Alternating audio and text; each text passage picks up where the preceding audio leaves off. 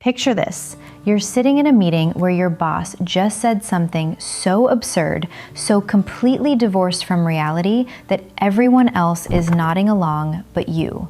You're doing mental math, not about whether you can afford groceries this week, not about which bill to pay late. You're calculating how long you could live without this job, how many months of runway you'd have to figure out your next move.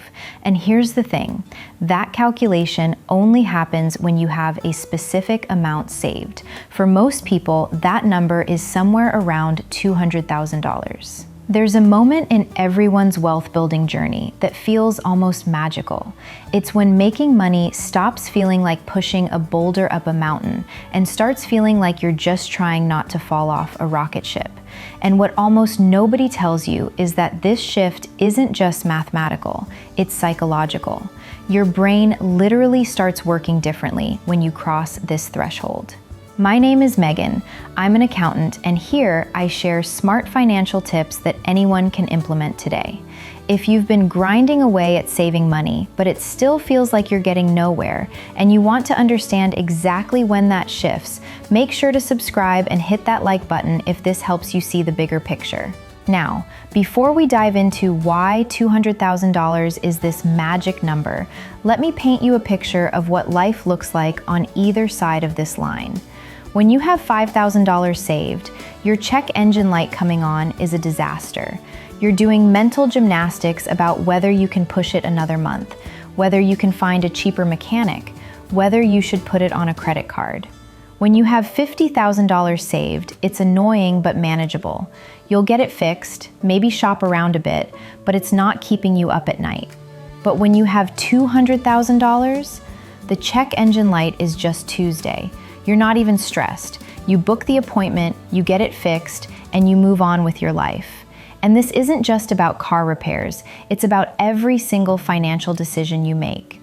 The friend group dinner where everyone wants to split the $400 bill evenly, even though you only had a salad? Not a problem anymore. The job opportunity that would require you to take a pay cut for 6 months while you learn a new industry? Actually possible to consider. The toxic relationship you've been staying in partly because you can't afford to move out? That calculation just changed. Here's what actually happens at $200,000, and this is something that will probably surprise you. It's not that you suddenly become rich. According to a 2023 Fidelity study, the median retirement account balance for people in their 40s is only around $48,000. So $200,000 puts you in maybe the top 25% of savers your age, but you're not exactly buying yachts. What changes is something way more valuable than appearing wealthy.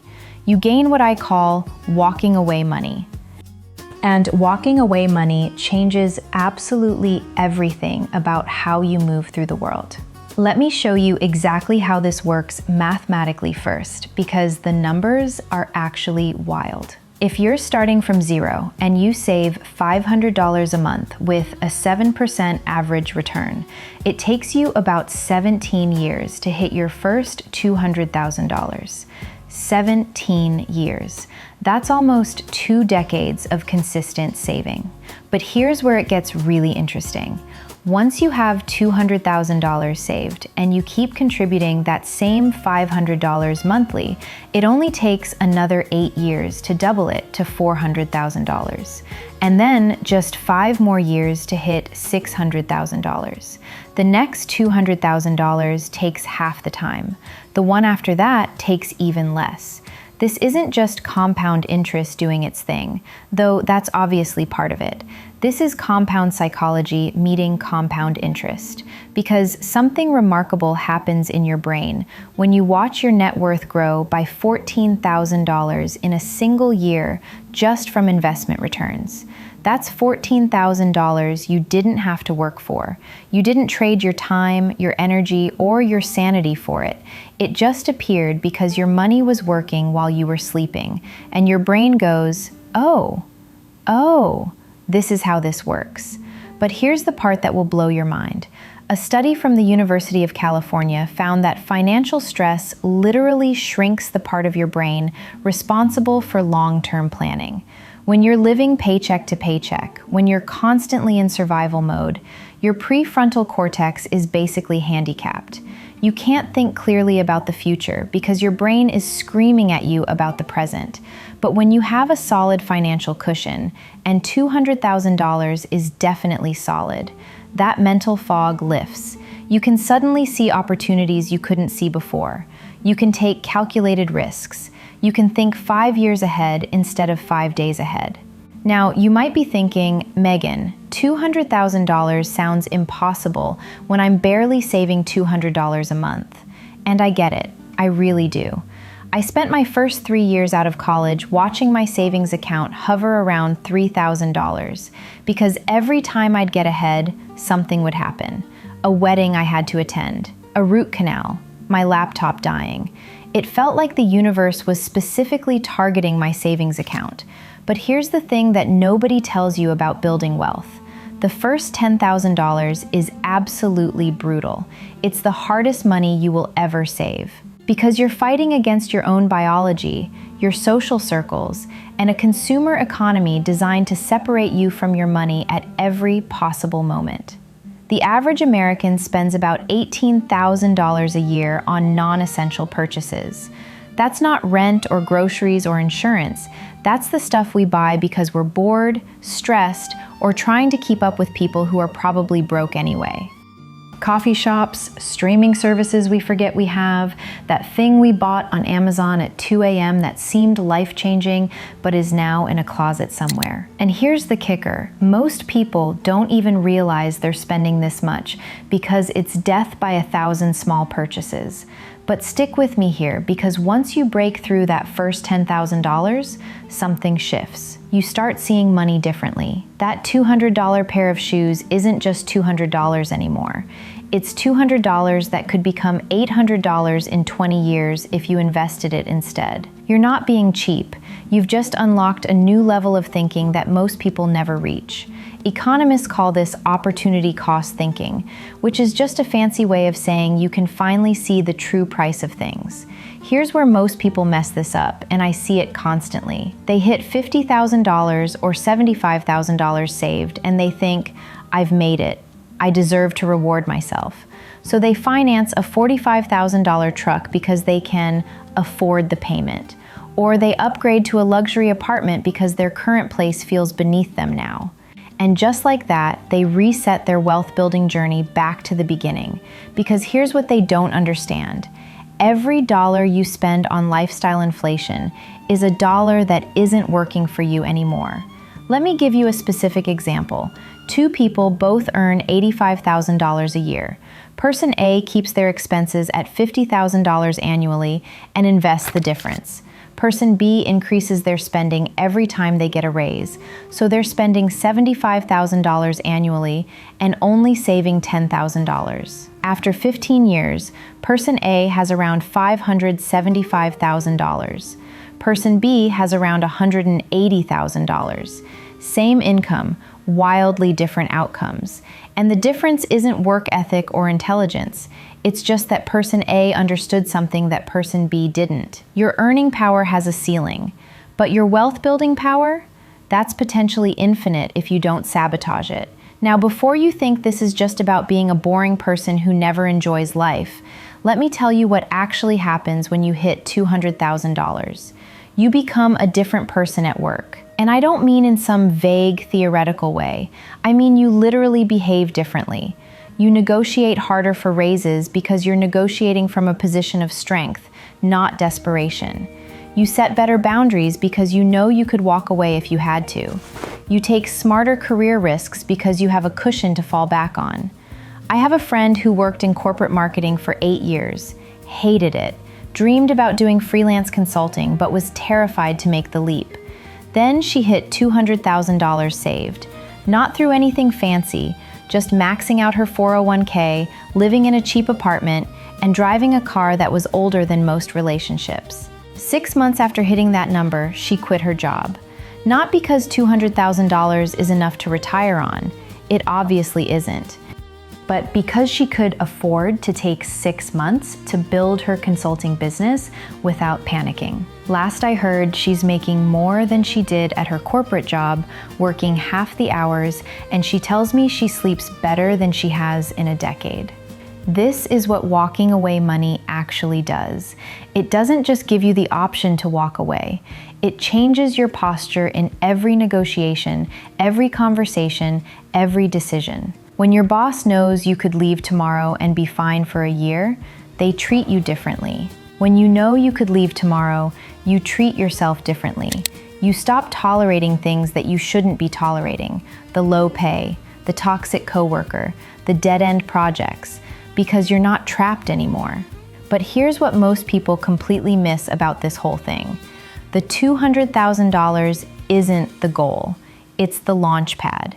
It's the point where wealth building stops being painful and starts being almost automatic. Because at $200,000 invested with average market returns, you're making about $14,000 per year in growth. That's more than some people save in 5 years of active saving. Your money is now earning what feels like a part-time job, and that psychological shift is massive. A Vanguard study found that investors with balances over $100,000 were 5 times more likely to stay invested during market downturns than those with smaller balances. Not because they're smarter or braver, because when you have real money in the game, you start thinking like an investor instead of a gambler. You stop checking your balance every day. You stop panic selling when the market drops 5%. You understand that volatility is the price you pay for long-term returns. And that understanding is what separates people who build real wealth from people who stay broke forever. Your relationship with money fundamentally changes. You stop seeing your paycheck as the only source of financial security. You start seeing yourself as someone who owns income-producing assets. And that identity shift is worth more than any amount of money because it changes every financial decision you make for the rest of your life. You're not just someone with money saved. You've become the type of person who builds wealth, and those are 2 completely different identities. Here's the reality that nobody wants to hear. Most people will never hit $200,000 saved. According to the Federal Reserve, the median net worth for Americans under 35 is around $39,000, and that includes everything: their car, their furniture, their retirement accounts, everything. Most people are living 1 car accident, 1 medical emergency, 1 job loss away from financial disaster. And the tragic part is that it doesn't have to be this way. The difference between someone with $200,000 saved and someone with $20,000 saved usually isn't income. I know people making $60,000 a year who have more saved than people making $150,000. The difference is almost always the same thing.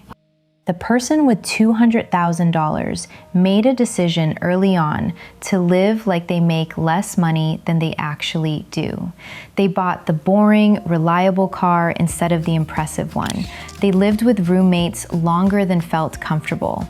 They skipped the fancy vacations and the designer clothes and all the stuff that feels important when you're 25 but means absolutely nothing when you're 45. And I know that sounds preachy, but here's the thing. I'm not telling you to live like a monk and never enjoy your money.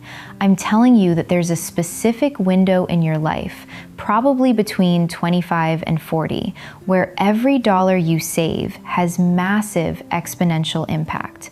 A dollar saved at 25 and invested could be worth $15 by the time you're 65.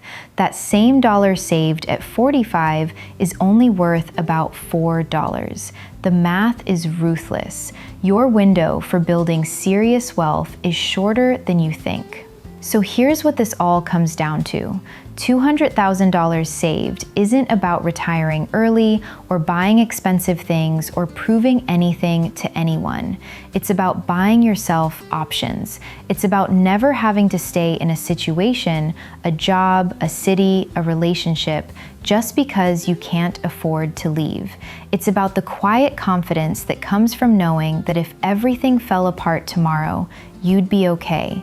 Not just okay for a week or a month, but okay for long enough to rebuild on your own terms. Start building that foundation today, because your future self is counting on the decision you make right now. The version of you 10 years from now is either going to thank you for grinding through the uncomfortable years, or they're going to wish you had. And here's what I can tell you from working with hundreds of people's finances. I have never, not once, met someone who regretted saving too much money, but I've met plenty of people who regret the years they spent pretending they were richer than they were. Your first $200,000 is going to feel impossible until suddenly it doesn't, and then the next $200,000 will feel almost inevitable.